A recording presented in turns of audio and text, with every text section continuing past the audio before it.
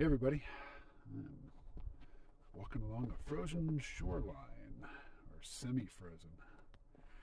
Anyway, I was just walking around looking for a place to sit and write in my Remarkable 2 notebook. The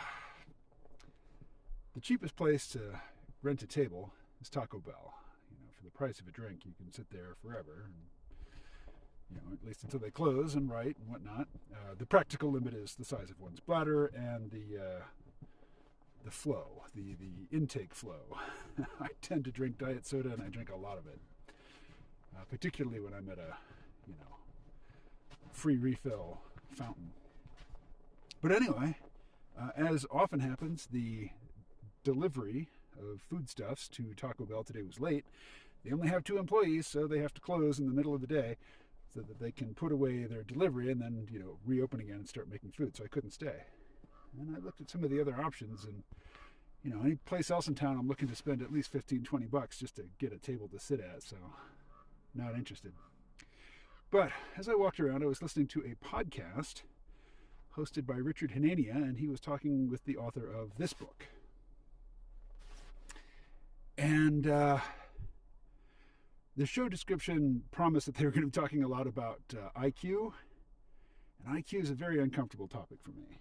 I totally respect Sam Harris's position on this, which is to say people who are obsessed with racial differences in IQ, regardless of whether such differences exist, it doesn't speak well of one's character to be obsessed with that topic. So he's just not going to, delve into it, other than the occasional conversation with Charles Murray, which just seems like demonstrating, that he's not afraid of the social opprobrium that comes with talking with somebody who does talk about that subject. But anyway, Richard Hanania is really, I don't want to say he's obsessed with it. I don't know the man personally. Haven't even taken in enough of his media to have an idea of, his personality or his character or anything like that. But I know that he does talk about it a lot, and it is a topic of great interest to him. And so I was kind of prepping, for that. And by the time I realized there was no place for me to sit and write and take notes and prepare to make, a more prepared video, he hadn't really gotten to that topic. He was talking with his guest about not the heritability, but the persistence of cultural personality traits in immigrants to the United States and other places. So, if you interview Italian people on certain topics, you'll find that they have a lot in common with fourth-generation Italian Americans. Even though, they've probably intermarried with people from other cultures and other populations in those 4 generations, some cultural traits persist. And so I go back to the topic of IQ. Now, Richard Hanania and Charles Murray and, other researchers have, they point out, look, the easiest statistical correlation to how one does in terms of getting a piece of the prosperity of the American economy right now, your IQ is your best predictor. It is the thing that is most correlated with how well you're going to do economically in, 21st century America. Well, IQ is a weird thing for me because I'm mostly Irish, although there is English on my mother's side of the family. The English folks, the English-derived folks on my mother's side of the family, including my mother herself, got the C gene. They got the general intelligence gene that IQ measures.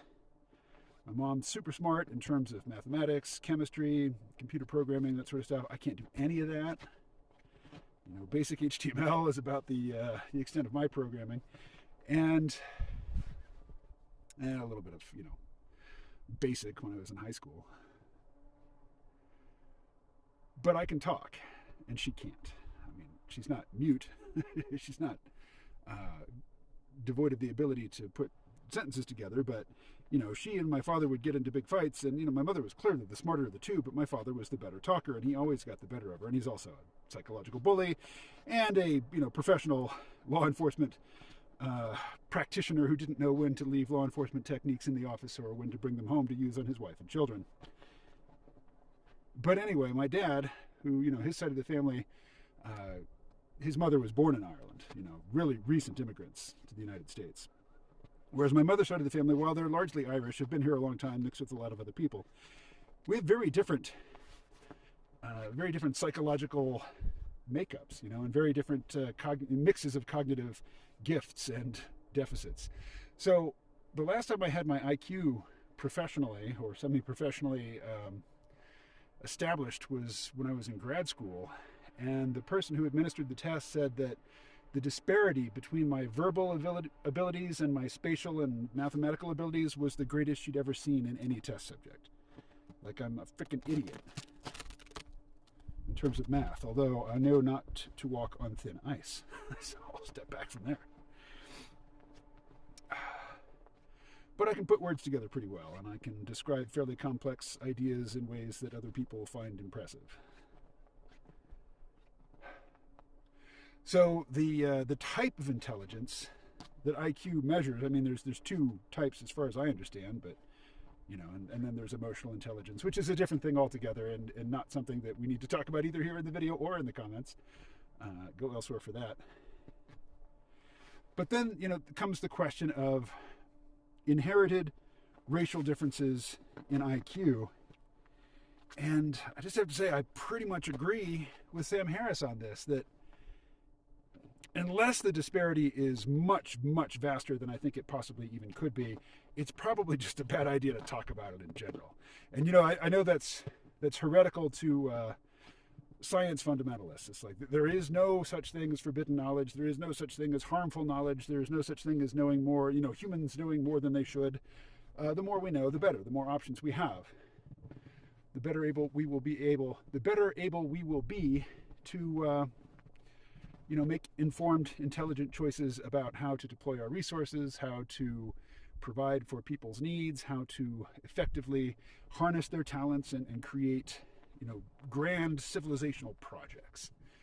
And that's what they were talking about on the podcast when I tuned out.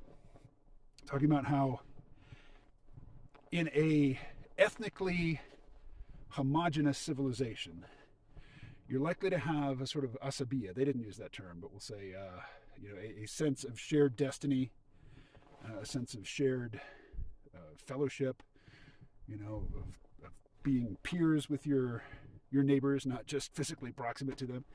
And we do things like go to the moon, under those conditions. And as you fragment a population with diversity, far from it being a strength, it diminishes that sense of shared destiny, that sense of asabiya. And we don't go to the moon. We don't go to Mars. We just bicker about shit and get, ever more into the weeds on trivial nonsense and just basically fail in terms of the big civilizational projects and movements that marked the United States of the 20th century. The moon landing being the big thing. Now, the last thing I heard was Richard Hanania chiming in for, free enterprise, free markets, that sort of thing, that the U.S. government may be too divided and dysfunctional right now to get us back to the moon, but maybe Elon Musk, and SpaceX will get it done. If SpaceX gets it done, it's going to be in cooperation with NASA, and it's going to be on the public's dime. And the last thing Richard Hanania said was that, he doesn't see China beating us back to the moon. Well, he's probably just not paying attention then, because China is on the moon. China has an active presence on the moon right now, and the United States does not. We've got orbiters, got the... but they have a ongoing series of missions to the moon that include landings and robotic rovers. And no, China is kicking ass in terms of, who's going to get to the moon and control it first. So I think that's just a position where, it's a place where he assumes the truth of his ideology and doesn't even bother to check, the facts of the matter. China is rocking it when it comes to getting, establishing a foothold on the moon, and the U.S. is just fighting with itself. They also talked about how the culture war might just be a way to keep most of us occupied with, trivial, irrelevant bullshit, so that the grown-ups who are, the secret cabals in power can actually get stuff done. I don't have an opinion on that. It's a possibility that I'm willing to consider and listen to other people's opinions on and forestall judgment. I think forestalling judgment is often a good plan, if you're not in a life and death situation. Little insert, because I drifted away from the topic of IQ before I really got to this. Some people seem to think that if income and opportunity is distributed according to IQ, such that smart people make a whole lot more than people of average intelligence, and people of below average intelligence are consigned to, absolute poverty, unless they're the child of a rich person, and, demeaning, unrecognized, unrespected labor. Some people seem to think that that's okay. That if smart people get paid more, that's an indication that, our system of distribution is working properly. And to me, that seems perverse. There's another idea that, if you can't keep 100% of what you make, if you have to pay some of it in taxes, that people who are driven, who have vision, who have grand ambition, will just choose to sit on the couch and smoke weed, and not create the next Facebook, Google, Amazon, whatever. Given where Facebook, Google, and Amazon have taken us, it might have been okay if those guys did just sit on the couch and smoke some weed. Here's another little insert. So on the topic of, racial differences in IQ, and how much attention and importance we should ascribe to that notion, I'm reminded of something James Cameron said back in the 80s when he had written and directed Aliens, the sequel to Alien. And there were two very badass female characters in that, one being the main character Ripley, the other being the Marine Vasquez, who went out heroically, after killing many aliens.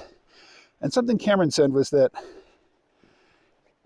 one thing that he was illustrating by, making these female action characters or heroes was that the strength differential between a human of either gender and a xenomorph is so great that the differences, the strength differential between a human man and a xenomorph and a human woman and a xenomorph, it's not worth talking about. And I kind of think we're moving into a situation like that with AI. It's like, yeah, one population might have an average IQ score that is a couple points higher than some other population, but compared to the differential in capabilities between any human and artificial intelligence in its narrow field of expertise, the differences between racial groups won't even be worth considering, because the differential between human and AI will be so great.